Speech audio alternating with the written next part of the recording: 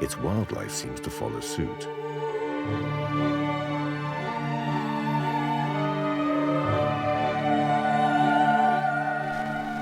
Pairing off is the order of the day, and passion is never lacking in this endeavor.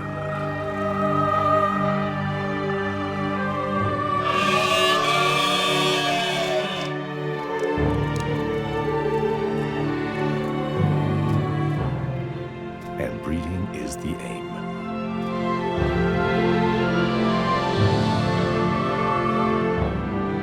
But there's no love without danger.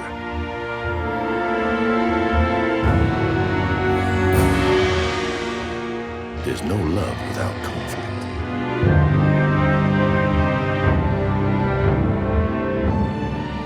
And no love without pain.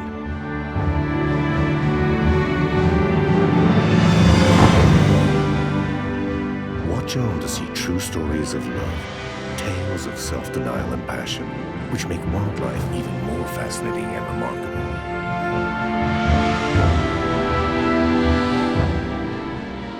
This is Iberia, a land of passions.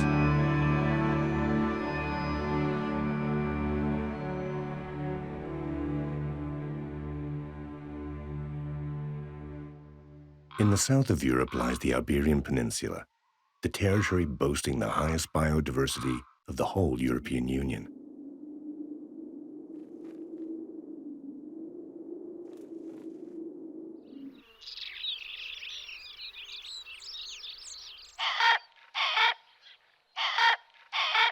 The end of summer is here. It's still hot, and the red deer stags visit the pools, as usual, to slake their thirst.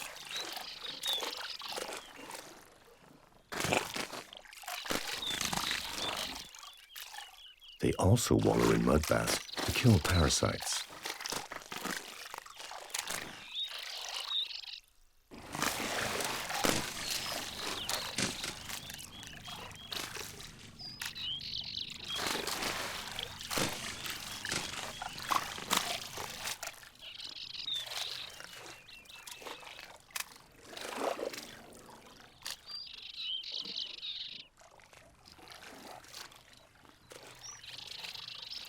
But today there's something different in the air. The old stag is a little wound up.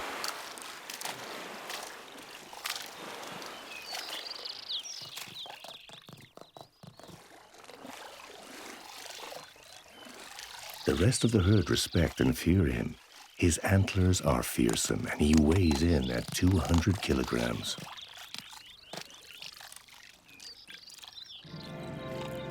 Something in his habitual behavior patterns is about to change.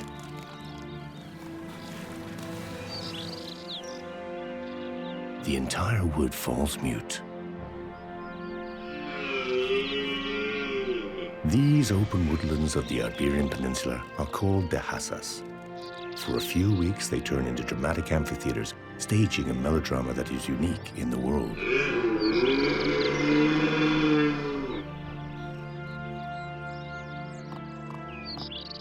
The old stag wields his clout in the form of huge bellows that can be heard kilometers away.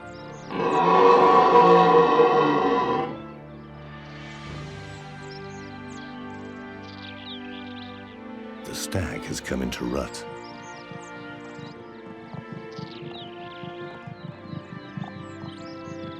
This is his way of showing the does how virile he is, while at the same time warning of any possible rivals among the other stags.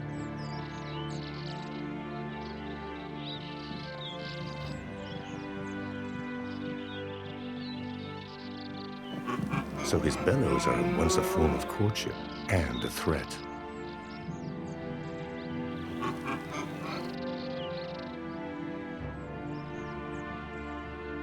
Making sure no doe slips the leash is exhausting work, and he also has to fend off constant challenges from other stags. This double task might last several weeks with hardly any respite. The old stag has herded together a tidy harem. This infuriates his rivals, among whom there is an eye-catching young pretender. He's coming very close now. The well-built candidate dares to enter his domains. The ruling monarch is indignant about his brazenness. Threats do not daunt the young pretender.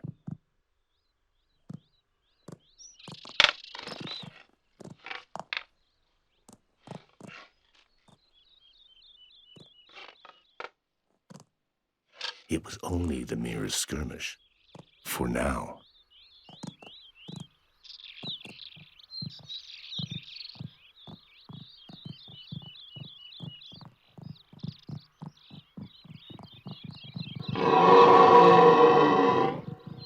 The pretender wanders off, but he'll be back.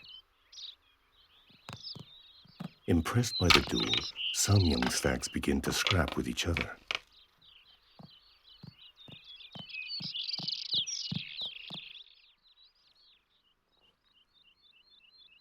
The great monarch leads his harem into the heart of the wood. There, he'll spend the whole night bellowing.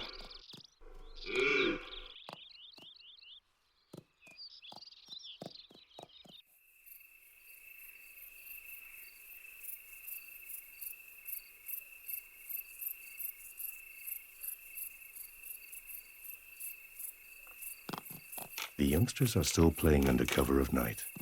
They mimic their elders, just like kids playing at soldiers.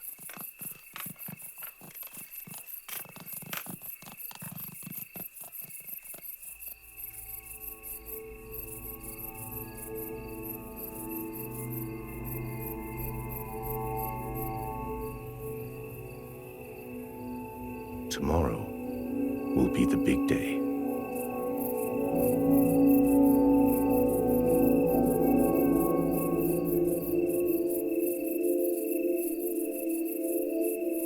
A new day dawns.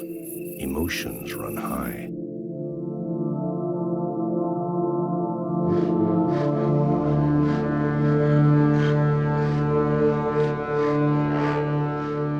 The ruling king continues with his show, keeping one word eye on the nearby young pretender.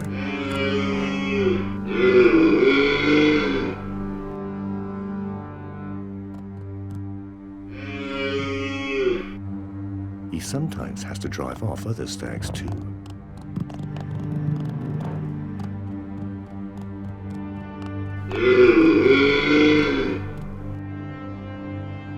Something's got to give. The king decides to come out of the wood in search of the candidate, who doesn't shrink for the encounter. The youngster is on him before the big old stag knows where he is.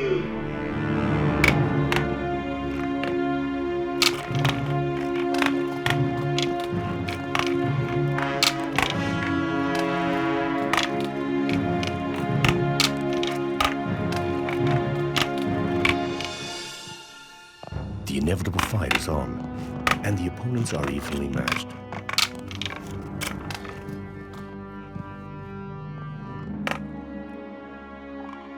Sometimes the result is the death of one of them. Ironically, they're willing to give up their life in the struggle to breed and pass on their genes. The winner gets the whole harem of does. The loser gets nothing.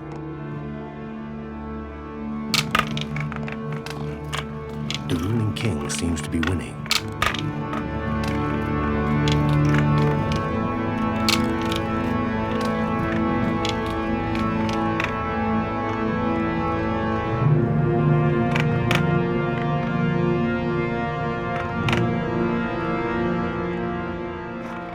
But the pretender hangs in. He counterattacks with everything he's got.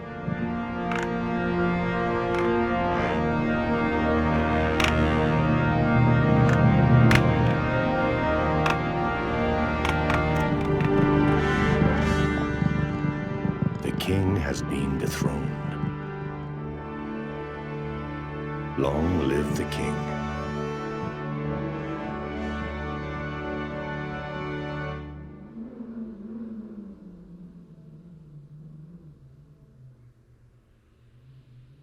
The harsh summer wanes. A promising autumn looms.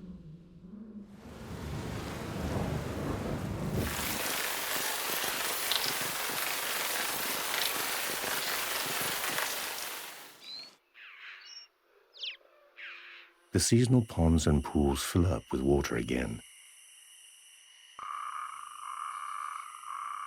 And in the darkest night, the natterjack toads crowd together to mate. A strong croak is a sign of tip-top health. This is what the females are listening out for.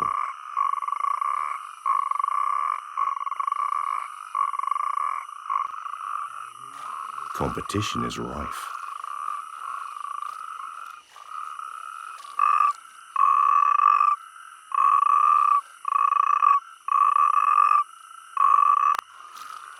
Mistakes are made.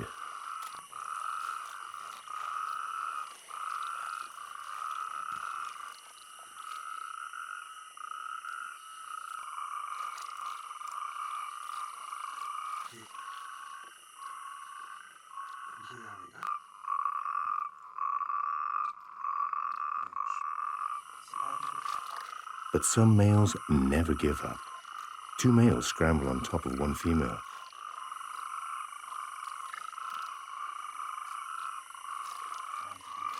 Another joins in. If they don't let the female breathe, she might die.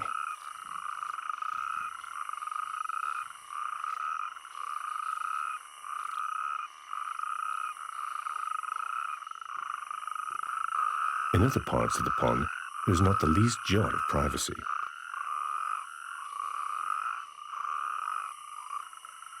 The great knot of passion begins to unravel, but the female is almost out of oxygen.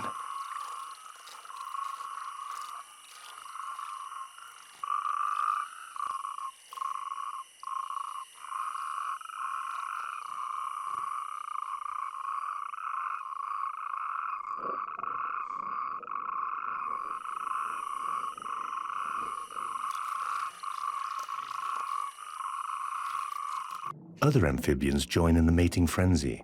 Their level of activity depends on the weather. If it rains and it's not too cold, there's sex.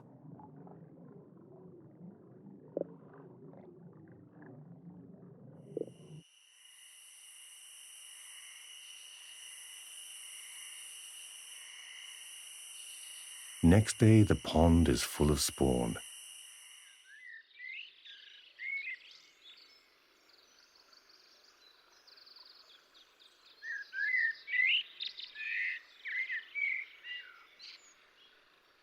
In a few days, the water seems to be seething with life.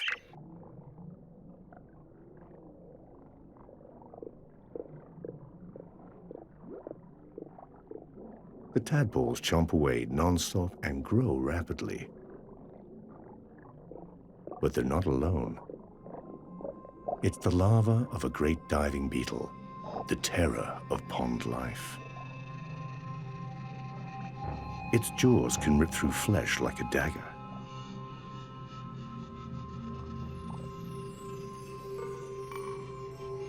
It's taking on a well-grown tadpole, a difficult prey.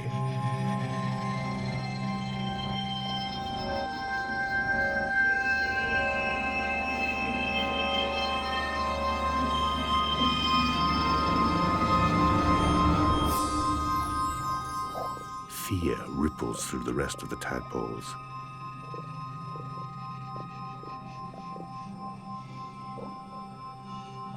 It will suck its blood until killing it.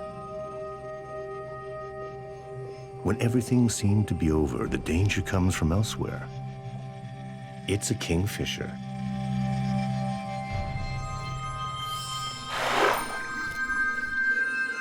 Only 1 out of 4 tadpoles will reach its adult phase.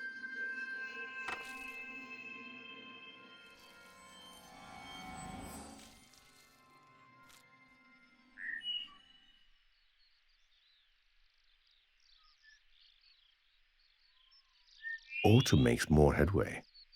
The rhythm of love continues to throb in many corners of the Iberian Peninsula.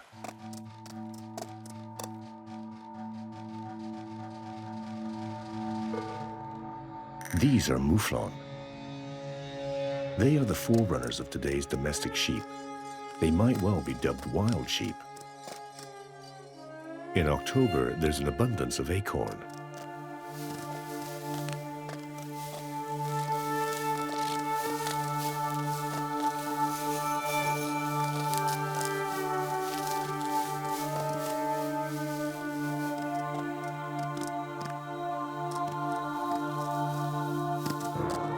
this time of year, they come into heat too. Unlike the red deer, male mouflons stick together and there is no alpha male dominating a harem of ewes.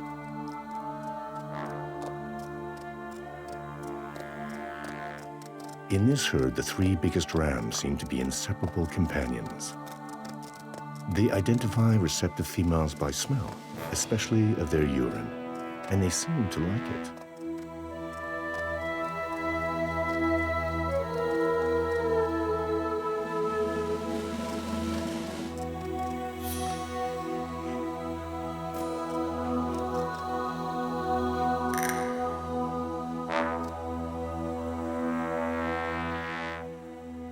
The three old friends also check each other out.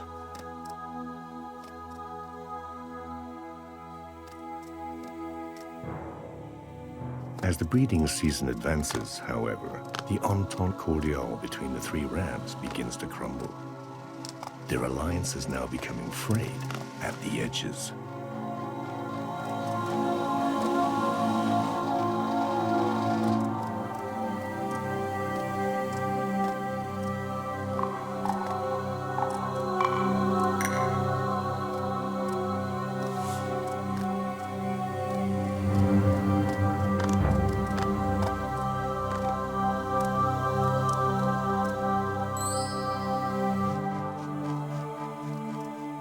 What was beforehand all loyalty and friendship has now turned into scorn and goading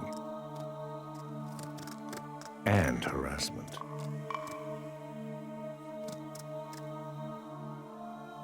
If the pestering strategy doesn't work, the tension is racked up to outright aggression.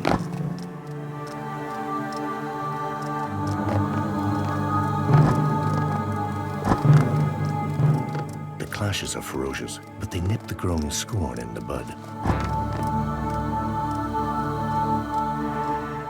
Little by little, the adversaries lose heart.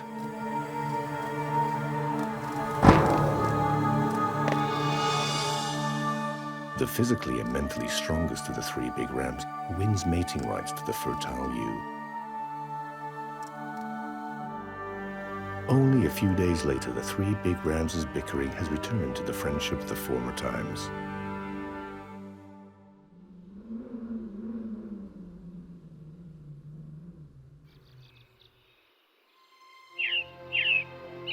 Autumn advances in the Iberian Peninsula.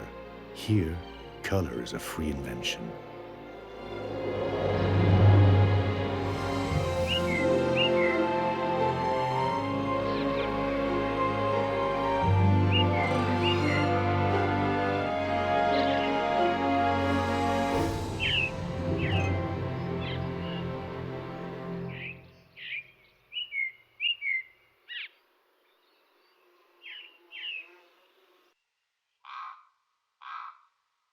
In the uplands, where white water flows, temperatures plummet, but not enough to quash the acts of love.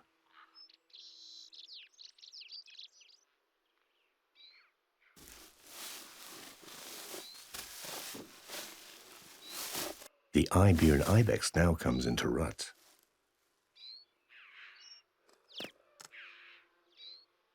The males stalk the females and woo them non-stop, using a curious courting procedure. It's a fraught time for the females, but a male would not dare even to touch a female without its consent.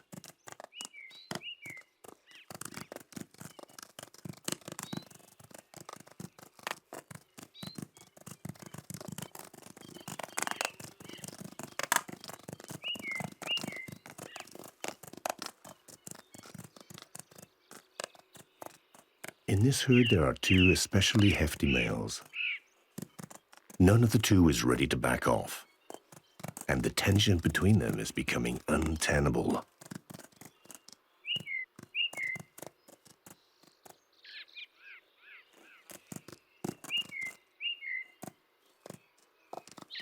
Hard by, two sprightly young males are chasing some females. Although they've not yet built up the strength of the biggest males, they are now of mating age. They can't stand each other. They're very equally matched.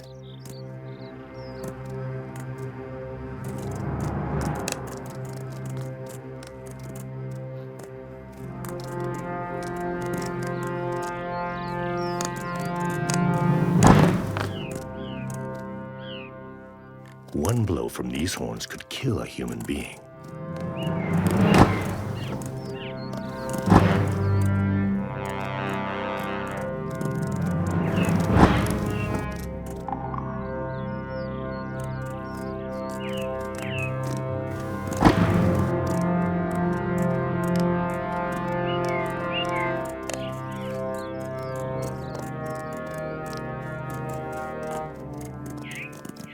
The weakest backs off.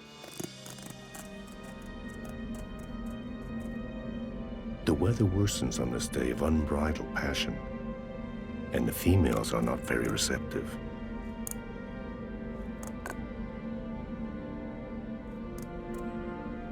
Neither blizzard nor snow cools down the libido in the herd of the two big males. It's windy and freezing cold, but they don't give up. In the afternoon, the blizzard relents.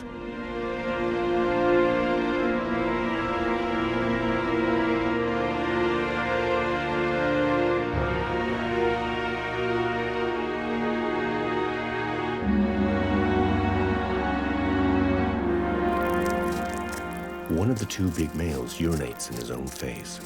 It's supposed to be a big turn-on.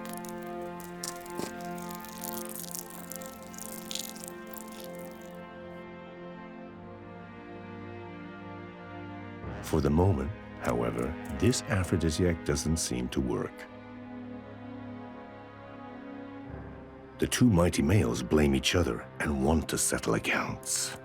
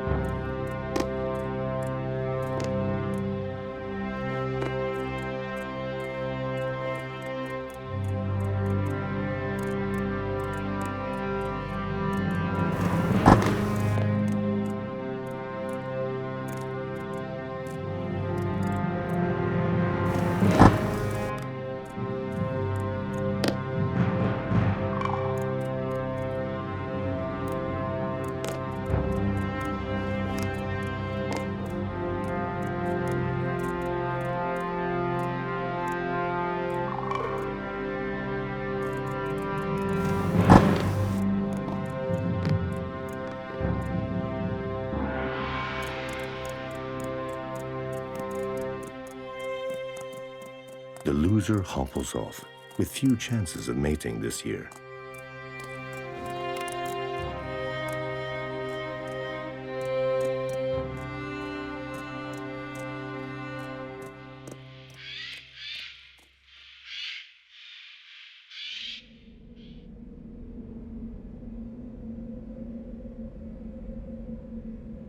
Winter has arrived, and, from time to time, howls.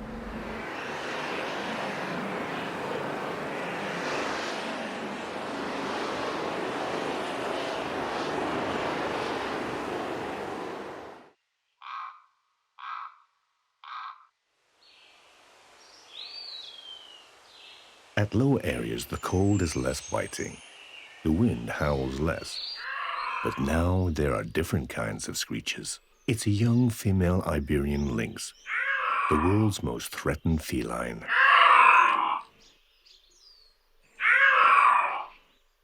It screeches and mews to show it's on heat, but no male is around to hear it. There are so few left. Little by little, however, thanks to the efforts of the governments of Portugal and Spain, their numbers are now increasing. Some distance away, an equally young male is also on the lookout for a mate. It leaves urine scent markings and numerous points to show its readiness. It has left its own territory in search of a love affair.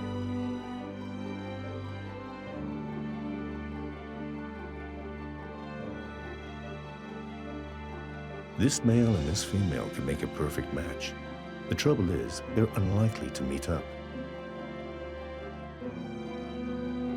The female rubs her scent into the grass.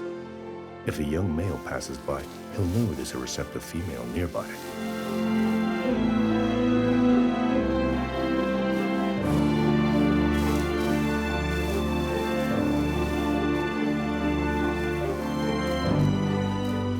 It's almost a blind date, and it will have to happen soon because the female won't stay in heat for long.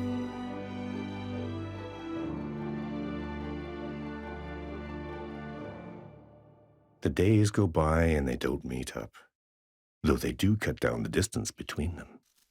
It's tiring work, and the male has to top up his strength now and then.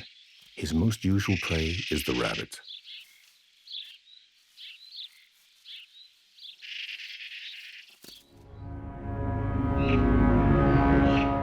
The saying goes that a stalking lynx is quieter than silence.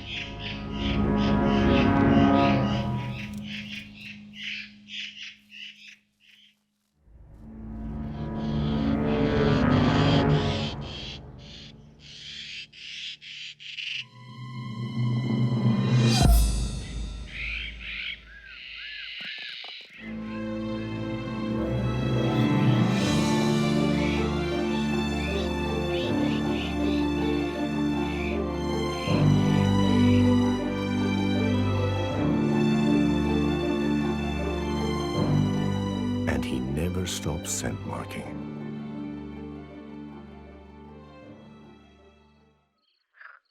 Night falls. Our young male is still moving on, scent marking and mewing.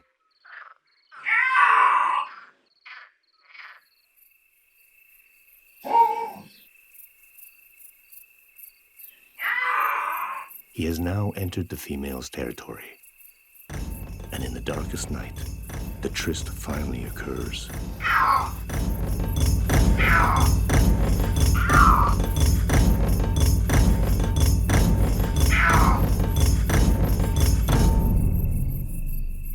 And at the first light of day, a flash of passion.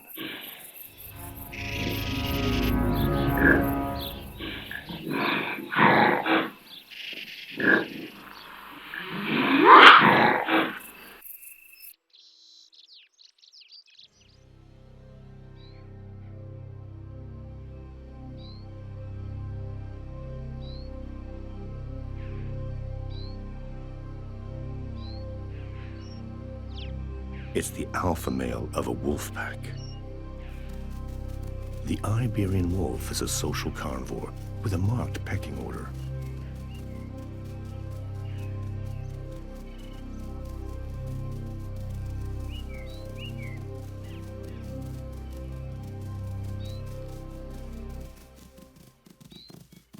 The alpha pair lord it over the rest. The wolves come into breeding condition in February. Within the pack, only the dominant pair will mate. Unusually, however, this particular pack took in a young solo bitch a few months ago. And just like the alpha bitch, this young female has come into heat too.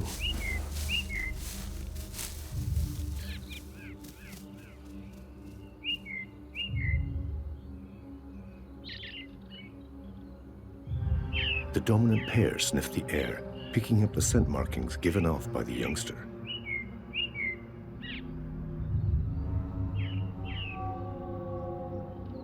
Taking advantage of a moment when the dominant bitch has dozed off, the young female manages to wander off with the alpha male.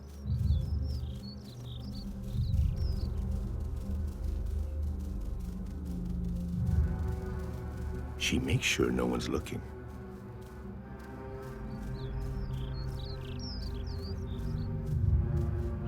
The alpha bitch has woken up.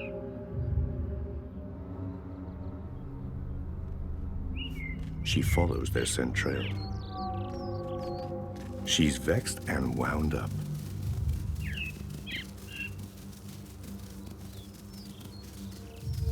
Her nervousness increases as more time passes.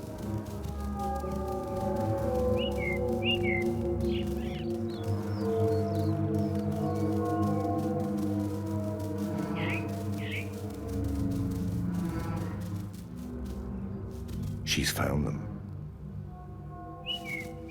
They've only been a short while on their own, and the male has not tried to mate with the youngster. But the alpha bitch couldn't care less about that. Jealousy occurs too among wildlife.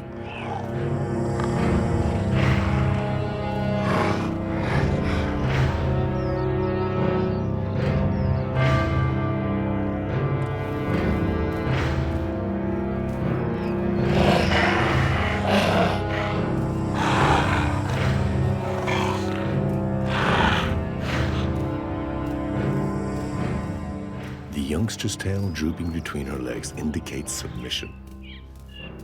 The alpha bitch's perky, uplifted tail expresses dominance.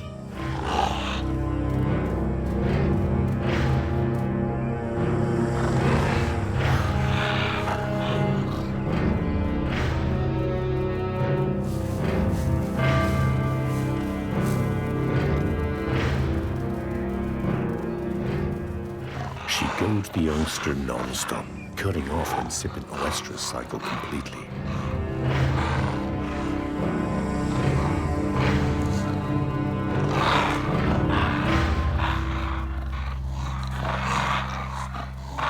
The alpha male has remained faithful, but her fellow pack member's audacity has forced her to remind the upstart of the pecking order.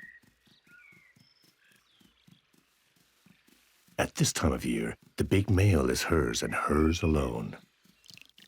Winter is slowly on the wane.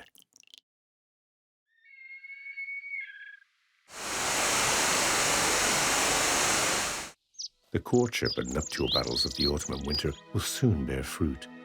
But for the time being, new animals go a-wooing.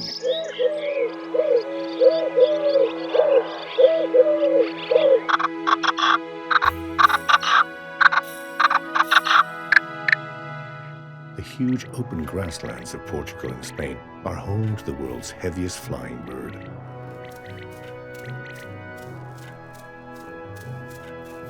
The great bustard. The Iberian Peninsula boasts the world's biggest population. The males, weighing in at nearly 20 kilos, are much bigger than the females. The great bustard's courtship begins in March.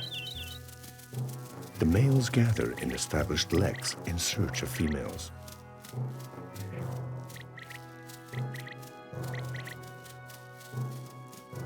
To win mating rights with a female, the males flaunt themselves extravagantly.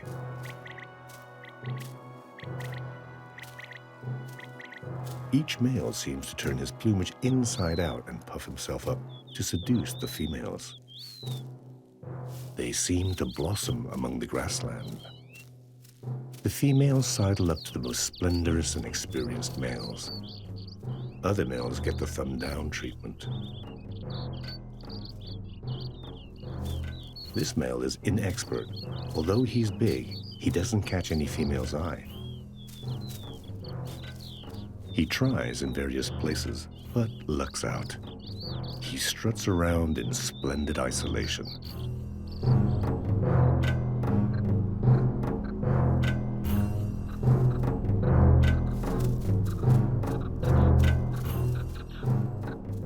The days go by and he persists indefatigably.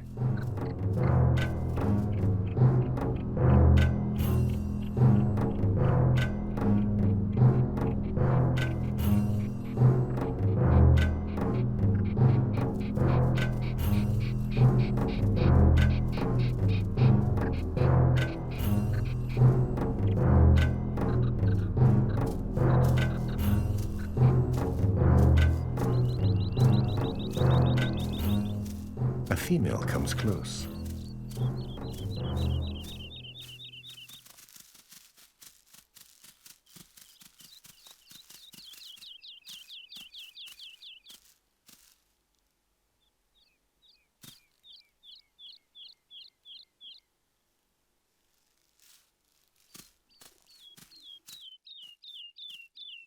The inexpert male gets excited, but the female pays him little heed.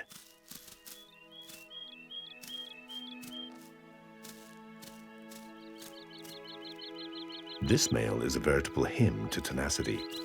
He follows the female.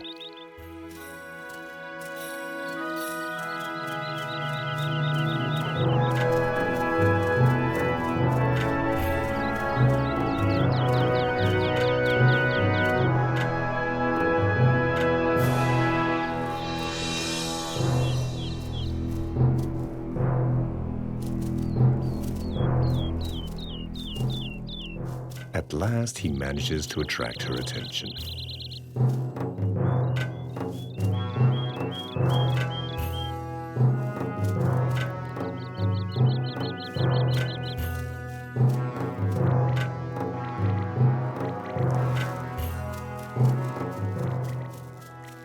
females turn up.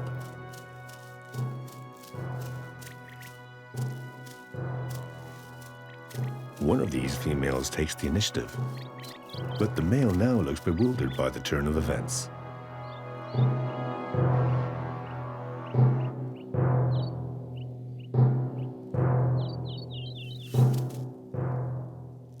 He's got cold feet.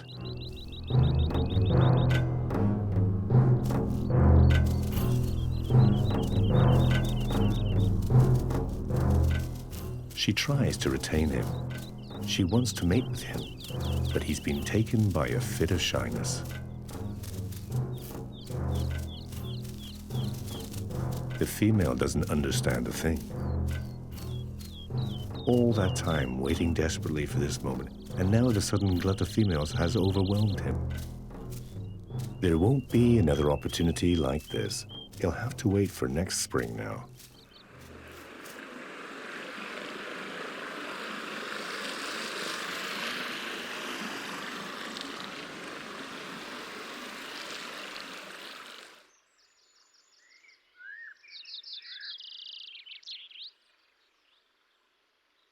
In the Mediterranean woodland, the story continues to unfold.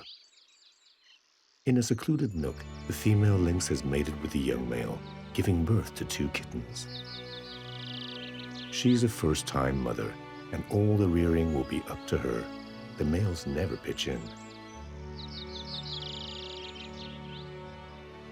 Now she calmly suckles her brood. Soon, however, she'll have to hunt.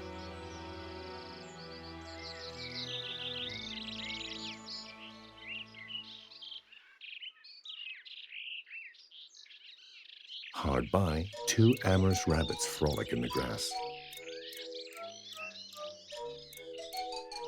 They breed non-stop. They have a couple of grown-up youngsters with 2 little ones still in the burrow, but their thoughts are already turning to breeding again.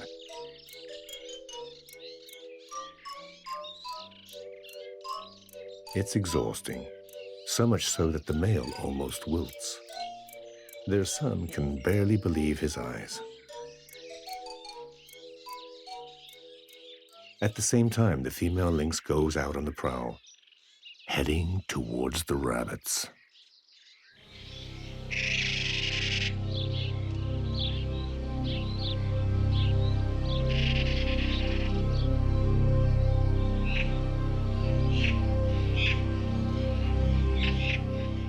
The rabbits, heedless of the danger, remain in frolicsome mood.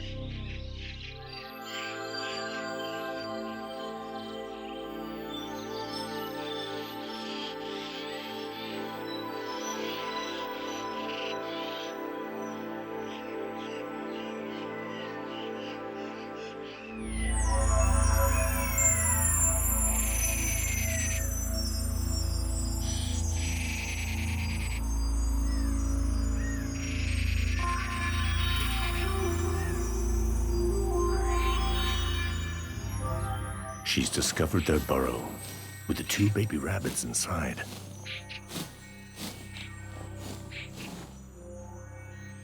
The rabbits are still blissfully frisky.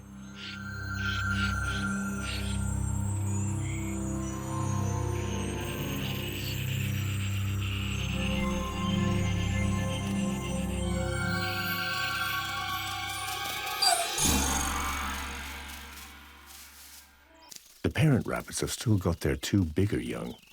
In any case, the female is pregnant again.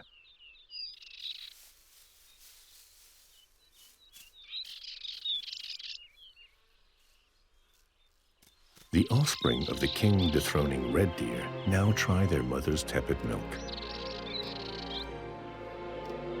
The youngster seems to lick lyrics of love into her fur.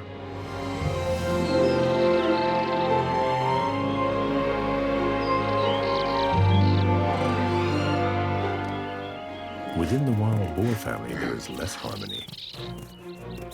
Sibling rivalry is normal.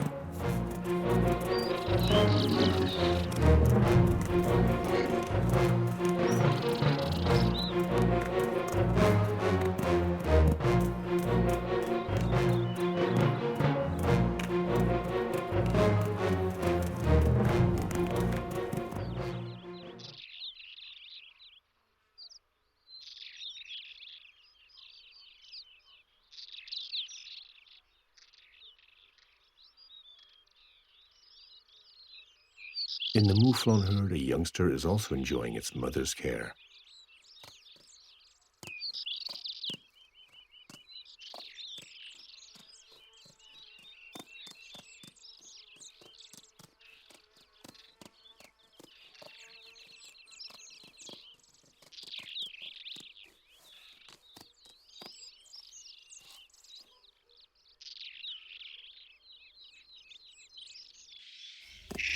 Something puts the herd on edge.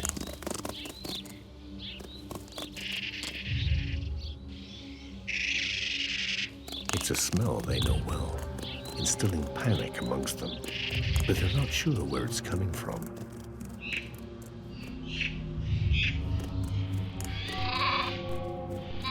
The youngster has lost touch with its mother.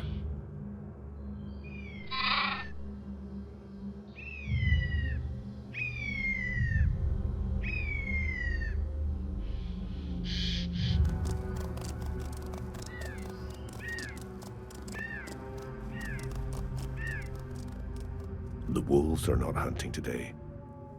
There are important developments within the pack.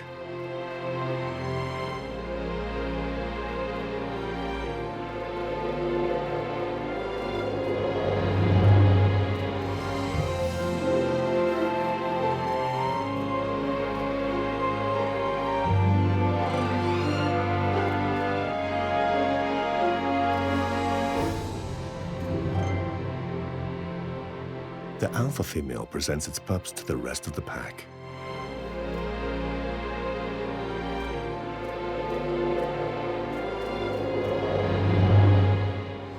It's a day of hope and happiness.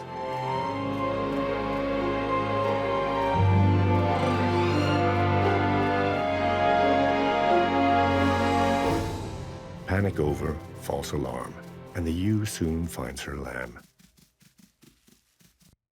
Stories of unconditional love are also being acted out in the Iberian Peninsula wetlands. And in these places, love takes a more artful form. A pair of black-winged stilts, they pair for life, and their mating is an elegant and delicate procedure. While the female waits, the male sluices down. He won't mount her until he feels sufficiently spruce and elegant. After the coupling, a tender hug that seems to be a vow of everlasting love.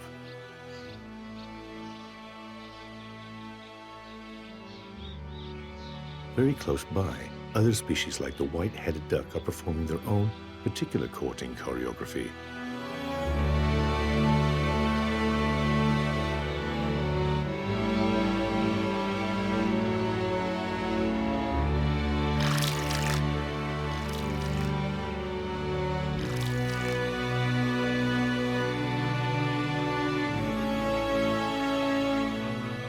A new generation is springing up all over the wetland.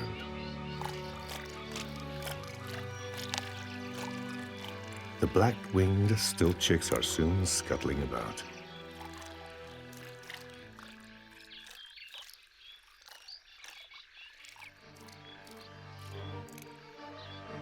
Their mother senses a threat on the horizon. A marsh harrier, a specialist in small prey species. The mother rolls out her defense strategy.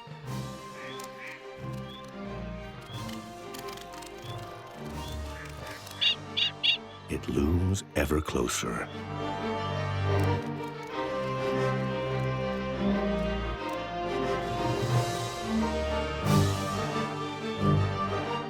For the harrier, the stilt is simply a very long-legged bird. Motherly love develops its own cunning stratagems.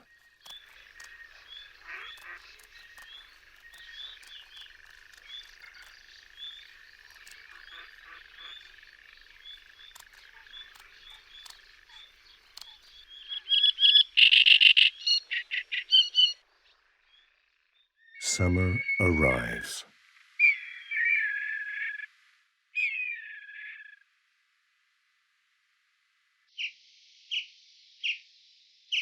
Our two lynx kittens are growing up. Their mother is managing quite well. The kittens are naturally inquisitive.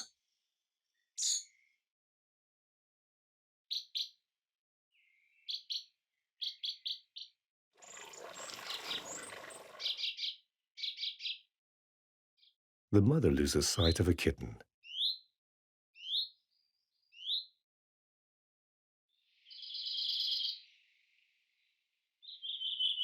Okay, let's track her down, the mother seems to say. The daughter has got herself lost.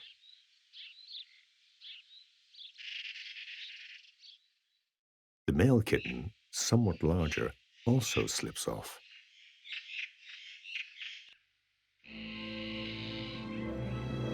She has now lost both of them, but doesn't seem too concerned. The smaller kitten calls her desperately.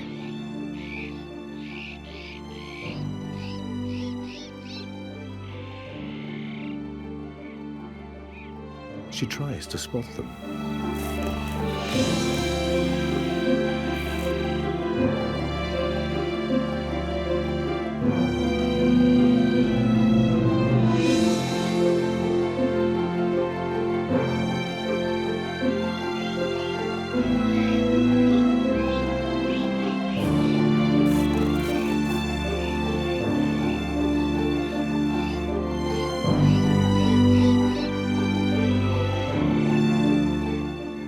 She's heard something. They're both together now.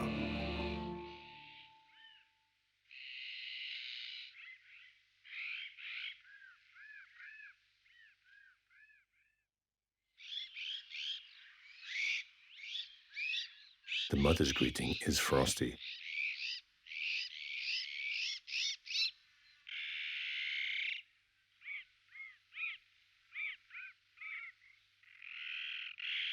Maybe she's a bit miffed.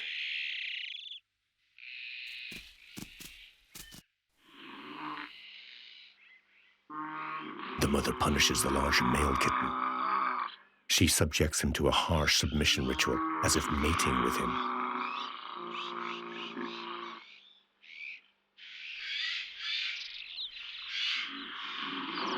Her son reacts, but the mother cuts off his rebellion with a withering look. He offers her his genitals as a final sign of submission. Unconditional love is not at loggerheads with discipline. It has been an important lesson.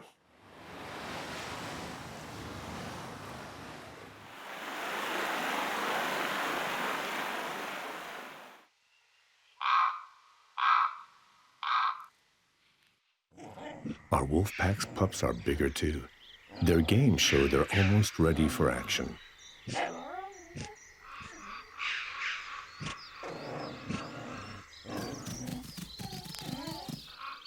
The alpha female wants to exert a bit of control.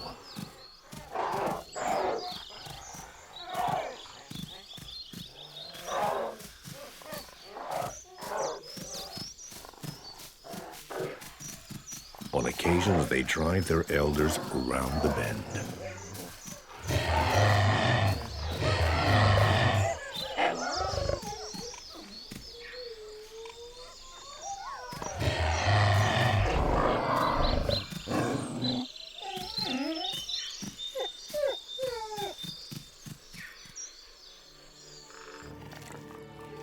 What mother could resist this plea for mercy?